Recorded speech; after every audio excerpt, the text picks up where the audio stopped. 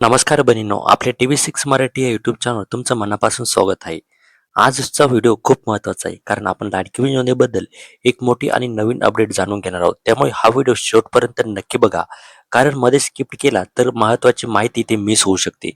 सर्वात आधी मोठी अपडेट, ज्या बहिणींची ई-के-वाय-सी चुकीची झाली आहे त्यांच्यासाठी सरकारने पुन्हा एकदा मुदतवाढ दिलेली आहे. आता तुम्हाला 30 एप्रिल 2026 पर्यंत तुमची के-वाय-सी दुरुस्ती करण्याची शेवटची संधी इथे मिळालेली आहे. लक्षात ठेवा बहिणींनो, ही शेवटची संधी आहे. याआधी सरकारने दोनदा संधी दिलेली होती, पण अनेक बहिणींची के-वाय-सी अजूनही चुकीची आहे. त्यामुळे आता सरकारने स्पष्ट केलेलं आहे की 30 एप्रिलनंतर करेक्शनची संधी इथे मिळणार नाहीये.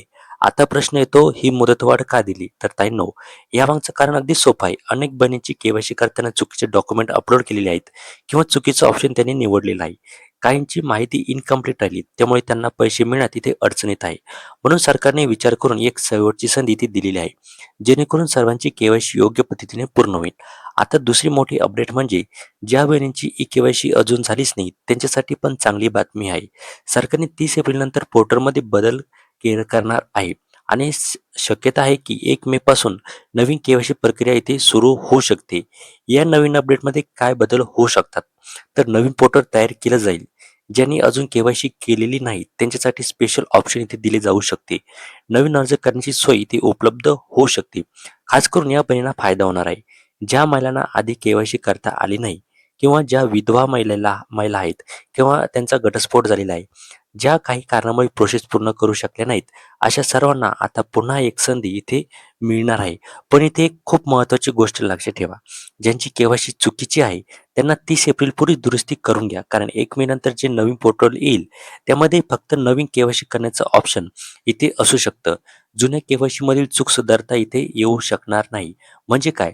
जर तुम्ही 30 एप्रिलपर्यंत करेक्शन केलं नाही, तर पुढे तुम्हाला पुन्हा के-वाय-सी करण्याची संधी इथे मिळेलच असं नाही. म्हणून ताईंनो, वेळ अजिबात वाया घालवू नका. आता पुढचा प्रश्न म्हणजे नवीन के-वाय-सी कधी सुरू होणार?